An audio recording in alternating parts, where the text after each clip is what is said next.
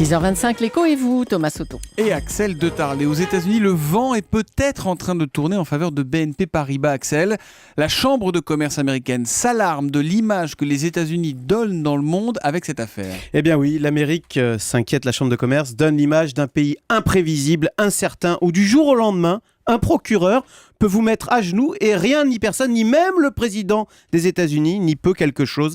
C'est très mauvais pour le climat des affaires, s'alarme la Chambre de commerce américaine qui craint une chute des investissements aux États-Unis. Et puis elle a une deuxième inquiétude, cette Chambre de commerce, cela porte sur l'avenir du traité transatlantique. Oui. D'ailleurs, Laurent Fabius a déjà dit qu'il y aurait des conséquences sur ce traité. Voilà, exactement. Parce que vous savez, donc en ce moment, les Américains et les Européens négocient un traité de libre-échange. Si ce contrat est signé, les entreprises américaines, c'est pas anodin, auront un accès total au marché européen, sans restriction. 500 millions de consommateurs.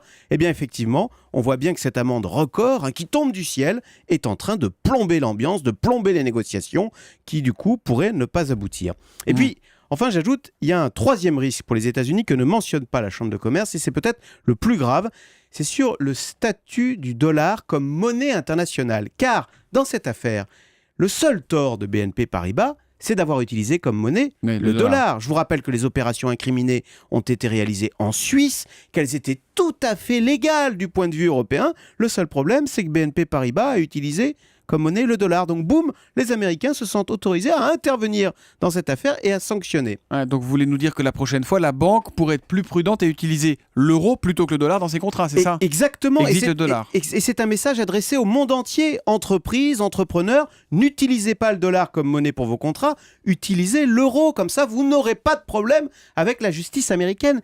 Et figurez-vous, Thomas, ça commence. La semaine dernière, la Russie et la Chine ont signé un énorme contrat gazier de 400 milliards de dollars. Ben justement, la monnaie utilisée a été non pas le dollar, mais le yuan pour ce contrat, pour ces opérations. Le yuan, c'est la monnaie chinoise. Ouais. Donc c'est un jeu dangereux pour les États-Unis, car si le dollar perd son statut de monnaie internationale, c'est-à-dire de monnaie désirée dans le monde entier, eh bien les Américains ne pourront plus financer leurs énormes déficits. Donc vous voyez les enjeux colossaux qu'il y a derrière cette affaire BNP Paribas, avec, un énorme risque d'effet boomerang pour les États-Unis. Ils montrent leurs muscles, mais c'est un vrai jeu dangereux pour eux. Axel, on se retrouve à 7h10. Le Zoom Echo, on parlera de quoi tout à l'heure ? Alors, d'Alstom, une réunion se tient ce matin à l'Elysée sur le sujet et on voit clairement un vainqueur se dessiner. Eh bien, vous nous direz qui est ce vainqueur. À tout à l'heure, Axel. 7h10, le Zoom Echo sur Europe 1.